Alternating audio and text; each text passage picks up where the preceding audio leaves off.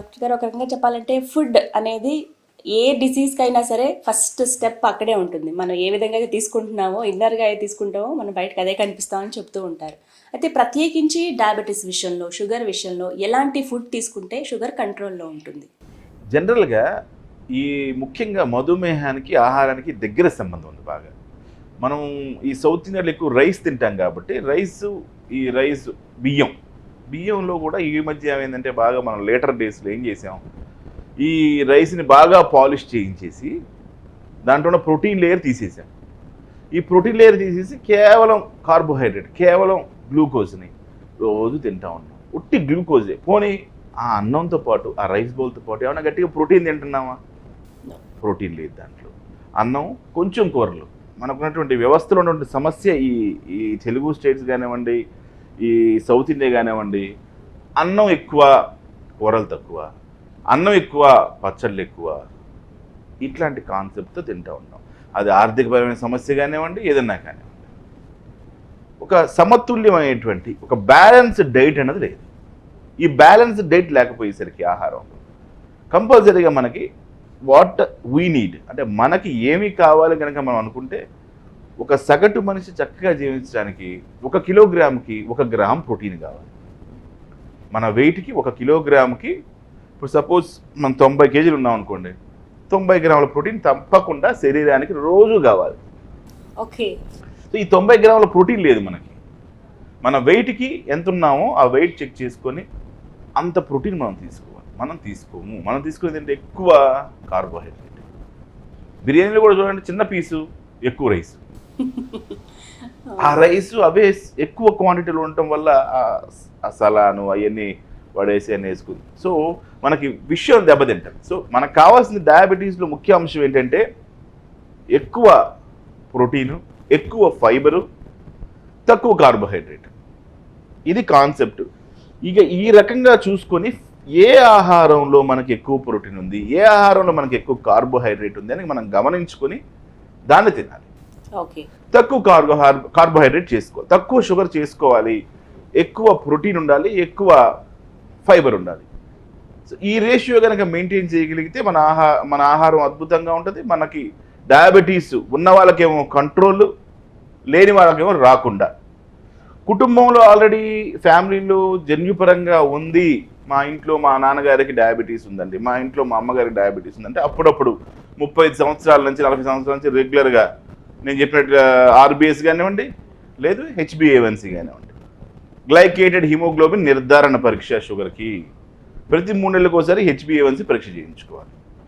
So logic ఏంటంటే నేను ఇందా చెప్పిన దాంట్లో కార్బోహైడ్రేట్ తక్కువ, ప్రోటీన్ ఎక్కువ, మన ఫైబర్ ఎక్కువ.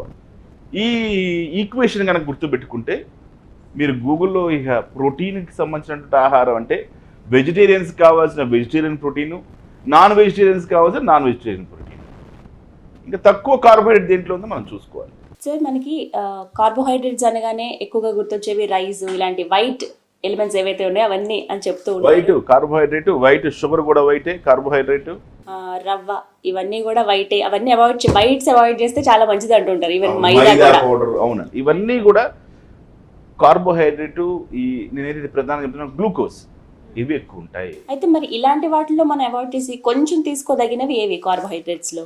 ఇప్పుడు మనం ముఖ్యంగా గమనిస్తేనమ్మా, నేను చెప్పినట్టుగా మనం ఫస్ట్ ప్రోటీన్ కంటెంట్ పెంచాలి ఆహారం. మన మెయిన్ స్టేపుల్ ఫుడ్ ఏంటి? రైస్. కాబట్టి నేను ఇందాక చెప్పినట్టుగా మన తెలుగు వాళ్ళందరికీ కోట్లాస్తి పొద్ది. ఒక ముద్ద అన్నం తినకపోతే ఎంతో బాధపడతారు, ఎంతో అసహనానికి గురవుతారు. రైస్ తినకపోతే ఒక క్రైమ్లా భావిస్తారు, ప్రధానమైన క్రైమ్ అయింది అది. కాబట్టి మనం ఏం చేయాలంటే రైస్ని కూడా కొంచెం అలౌ చేయాలి. ఓకే. ఇప్పుడు ఇక ఈ రైస్ కాకుండా వేరే కొంచెం రైస్ తినచ్చు. తక్కువగా రైస్, ఒక కప్పు రైస్ తీసుకొని వాటితోటి మిగతావన్నీ యాడ్ చేసుకోవాలి. దీనికి ముందు ఒక 2 రోటీ తినచ్చు కదా సింపుల్గా.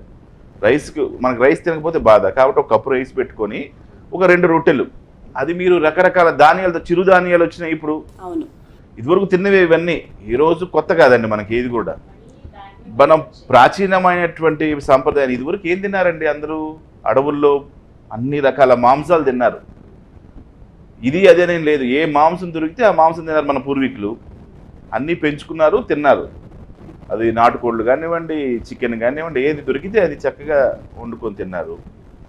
అట్లాగే ఇప్పుడు కూడా మళ్ళీ మనం తిరిగి అదే ప్రపంచానికి వెళ్తున్నాం. ధాన్యాలు ఉన్నాయి, రకరకాల ధాన్యాలు ఉన్నాయి. ఆ ధాన్యాల్లో అది మనకి రాగి కావచ్చు. ఈరోజు మల్టీగ్రెయిన్ పౌడర్స్ మార్కెట్ని వెళ్తున్నాయి. అన్ని రకాల అది సజ్జలు, జొన్నలు, రాగులు, రకరకాల ధాన్యాలు ఉన్నాయి. ఈ ధాన్యాలని రొట్టెలుగా మార్చుకొని తినచ్చు. ఓకే. అండ్ రైస్ విషయంలో డాక్టర్ గారు పర్టికులర్గా బ్రౌన్ రైస్ అని ఉంటుంది, అది వాడచ్చు అంటారా, తినచ్చు? బ్రౌన్ రైస్ అంటే ఏంటి? మీరు పేరు ఇంగ్లీష్లో బ్రౌన్ రైస్ అని ముచ్చటగా చెప్తున్నారు. వాస్తవం బ్రౌన్ రైస్ అంటే దంపుడు బియ్యమేగా. అవును. ఇందాక నేను స్టార్టింగ్లో చెప్తున్న కాన్సెప్ట్ ఏంటి? ఇప్పుడు మా ఇంట్లో వాడేది దంపుడు బియ్యమే. ఆ రైస్నే ఎట్లా ఉండాలి? ప్రోటీన్ లేయర్ పోకుండా తినాలి మనం. ఈ ఆల్బుమిన్ ప్రోటీన్ లేయర్ మనం తీసేస్తున్నాం.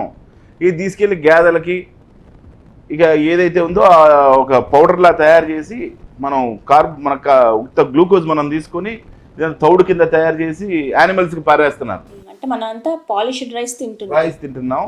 ఈ ముడి బియ్యం తినట్లేదు. అంటే పాలిష్కి అలవాటు పడ్డాం మనం. అంటే అందులో ఒక కోటింగ్ కాదమ్మా, ఒక కోటింగ్ మామూలుగా తీస్తే కొంచెం ప్రోటీన్ ఉంటుంది, తెల్లగా కనిపించే వరకు. బియ్యం ఎంత తెల్లగా ఉంటే అంత బాగున్నాయని అనుకుంటూ ఉంటాం. అట్లా పాడు చేసేసారనమాట. వాస్తవంగా ఆ లేయర్ తీసేసి ఫస్ట్ కోటింగ్ తగ్గించుకొని తీసుకునే వాళ్ళు చాలా మంది ఉన్నారు. ఆ రైస్ తింటే మనకు అద్భుతంగా ఆరోగ్యం ఉంటుంది. అలాగే రైస్ లో కూడా చాలా క్వాలిటీస్ ఉన్నాయి. అంటే ఒక్క పట్టు బియ్యం అని చెప్తూ ఉంటారు, బ్లాక్ రైస్, ఒక పట్టు, 2 పట్లు, 3 పట్లు. ఈ పట్లు పట్టే కొద్దీ ఆ ఉన్న పట్టు మనకపోతుంది. కాబట్టి ఆ కార్బోహైడ్రేట్స్కి ఉన్నటువంటి ప్రోటీన్ లేయర్ తీయకుండా రైస్ తినొచ్చు కొంత. అది కూడా ఓవర్ క్వాంటిటీ మంచి. ఏది ఎలా గుర్తించవచ్చు అంటారు ఆ రైస్ ని? ఏమని అడిగారు? ఎర్ర కలర్లో కనపడతా ఉంటుంది, రెడ్ కలర్లో ఆ లేయర్తో కనపడుతుంది. మళ్ళీ పెయింట్లు, రంగులు ఈరోజు ఇది కూడా ఎక్కువైపోయింది, కాలుష్యం కూడా ఎక్కువైపోయింది. అదే దాన్ని ఏమంటాం, కల్తీ. ప్రతిదానికి ఒక కల్తీ ఈరోజు తయారైంది. ప్లాస్టిక్ బియ్యం కూడా వచ్చినాయి. అది చాలా జాగ్రత్తగా ఉండాలి. మళ్ళీ ఎరుపు రంగు వేసి కూడా ముడి బియ్యం అనుకుంటే కష్టంగా, దాంతో కూడా జాగ్రత్తగా ఉండి ఇది ముడి బియ్యమా కాదా అని గమనించుకోవాలి. సో ఆ రైస్ తినచ్చు. తర్వాత అన్ని ధాన్యాలు, ఈరోజు రకరకాల ధాన్యాలు ఉన్నాయమ్మా. కార్బోహైడ్రేట్ మనకేంటి ఎయిము? కార్బోహైడ్రేట్ తక్కువ ఉండాలి వాటిల్లో. ఇవేం చేస్తాయంటే కాంప్లెక్స్ షుగర్స్. ఇవన్నీ ఎప్పుడైతే మీరు ఈ చిరుధాన్యాలు, ఇతర ధాన్యాల వైపు మగ్గారో, అవి సజ్జలు, రాగులు, జొన్నలు, ఇదివరకు తినే ఇవే కదమ్మా. సజ్జలు తినేవాళ్ళు ఇదివరకు. రాగి మాల్ట్ తోటి ముద్దలు చేసుకుని, రాయలసీమలో ముద్దలు ఎప్పటికీ తింటుంటారు. ఇప్పటికీ మనకి ఇక్కడ హైదరాబాద్లో మంచి మంచి రెస్టారెంట్లో నాటుకోడి పులుసు పెడతా ఉంటారు. దాంట్లో షుగర్ లేదుగా. ఉన్నా కూడా కాంప్లెక్స్ కార్బోహైడ్రేట్. అది ఇట్ టేక్స్ టైం అబ్జర్వ్ అవ్వడానికి. ఇప్పుడు మనం రైస్ తిన్నాం అనుకోండి, అరగంట, 2 గంటలు పూర్తిగా 200-300 షుగర్ రేట్గా మనం తింటాం.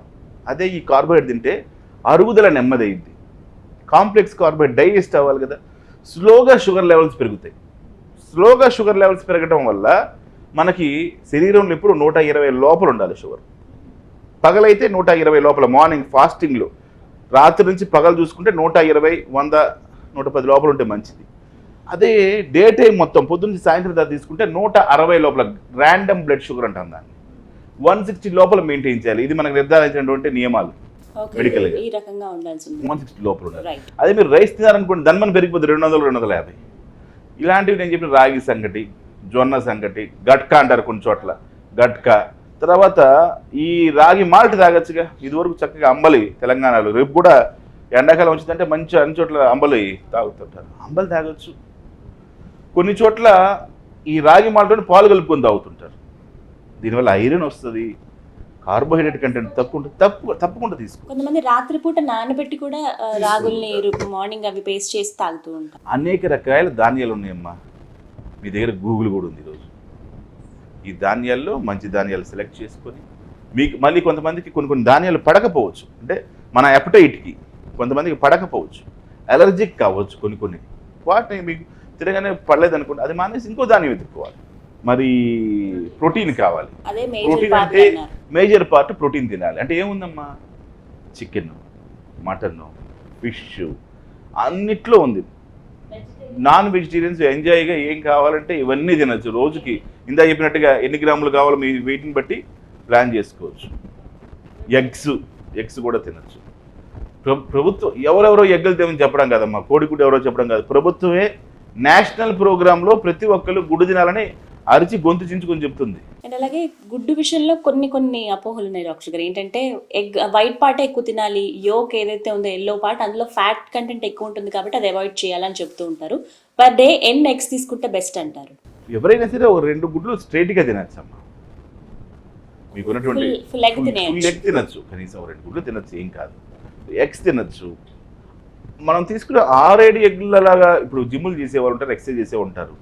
అంటే వాళ్ళు చేసే ఎనర్జీ, వాళ్ళు ఎంత విడుదల చేస్తున్నారు, ఎంత హార్డ్ వర్క్ చేస్తున్నారు, దాన్ని బట్టి వాళ్ళు క్యాలిక్యులేట్ చేసుకొని కొంతమంది. మీరు ఏదో సినిమాలో ఎవరైనా చెంత మెడ్రాస్ హీరో ఒక ఆయన విక్రమ్ గుడ్లు తింటాడు. మనకు సినిమాలో కూడా చూడొచ్చు, ఒక డబ్బాలో పెట్టుకొని గుడ్లు తింటాడు. మీరు జిమ్లు చేసే ప్రతి ఒక్కరు చూసినా కూడా ఎక్కువ ఎక్సర్సైజ్ చేసే అందరూ చూస్తే గుడ్లు తింటుంటారు బాగా. మంచి ప్రోటీన్ బాయిల్డ్ ఎగ్ తినచ్చు, వాళ్ళ లోపల తీసేస్తారు. 1-2 వరకు మనం. కాకపోతే మీరు ఎంత పని చేస్తున్నారు, నేను ఇందాక మనం మొదటి కాన్సెప్ట్లో కూడా చెప్పాను, మనం పని చేసిన దానికి పనికి తగిన ఆహార పథకం అనమాట ఇది. మీరు ఎంత పని చేస్తారో ఆ ఆహారం అంతా తీసుకోవాలి. అంటే ఎగ్స్ విషయంలో అంటే నాన్ వెజ్ వాళ్ళకి కంప్లీట్గా ప్రోటీన్ అనేది వాళ్ళకి ఎక్కువ సోర్స్ ఉంది.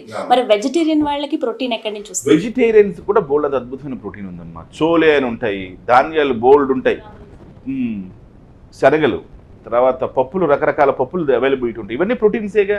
కందిపప్పు కావచ్చు, మినపప్పు కావచ్చు, ఇంకా రకరకాల పప్పులు ఉన్నాయి కదమ్మా. ఈ పప్పులలో ఉందంతా ప్రోటీనేగా. సో ఆ ప్రోటీన్ వాళ్ళు రోజు తినాలి. బాదం పప్పు ఉంది, రాత్రి ఇప్పుడు బాదం పప్పు హ్యాండ్ఫుల్ అందరూ తినచ్చు, దాంట్లో కూడా ఉంది ప్రోటీనేగా. హై డెన్సిటీ లిపిడ్స్ ఉంటాయి దాంట్లో, ఆరోగ్యానికి మంచిది, గుండెకి మంచిది. రోజు బాదం పప్పు తినచ్చు. సో ఈ విధంగా పప్పులు చాలా ఉన్నాయమ్మా, పప్పులు చాలా ఉన్నాయి. వెజిటేరియన్స్ కూడా ఈ చోలే, రాజ్మా, ఇలాగ రకరకాల పప్పులతో తయారు చేస్తారు కర్రీస్. వాళ్ళు కూడా వైడ్ వెరైటీ ఉంది. మష్రూమ్స్ ఉన్నాయి, అద్భుతమైన ప్రోటీన్ ఉంటుంది. మష్రూమ్స్ మర్చిపోతున్నాం మనం. వెజిటేరియన్ వాళ్ళు కూడా తింటారు కాబట్టి మష్రూమ్స్ తింటారు బాగా. మష్రూమ్స్లో అత్యద్భుతమైనటువంటి ప్రోటీన్ ఉంది. ఇంకా దాంట్లో రకరకాల యాంటీ ఆక్సిడెంట్స్ ఉన్నాయి, శరీరంలో మన చెడు వెళ్ళిపోవడానికి.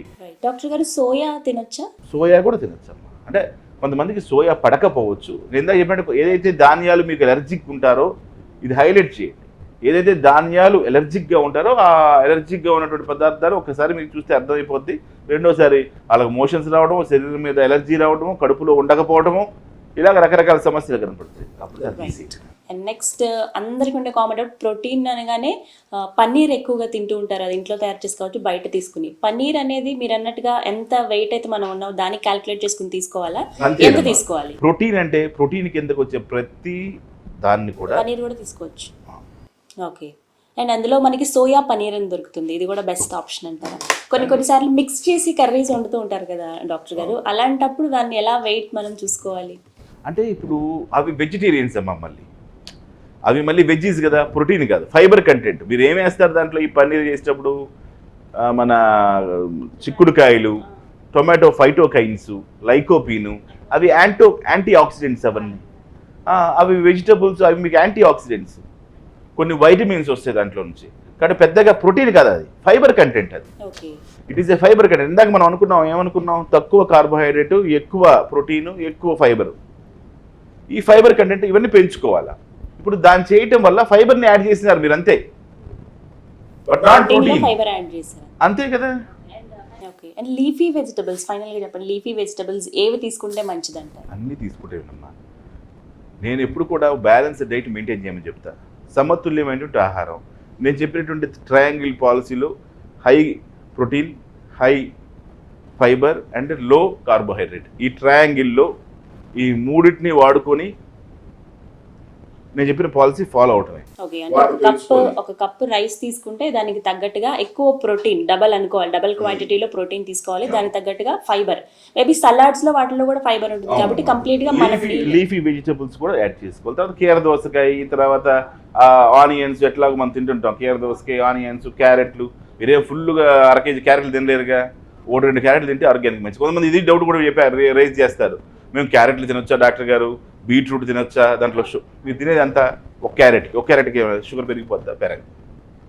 బీట్రూట్ నా 2 బీట్రూట్ పీసులు తింటే ఏం పెరగదు. రైట్. అంటే మేబీ ఇవన్నీ చిన్న చిన్న అపోహలు మాత్రమే, భయపడిపోతూ ఉంటారు.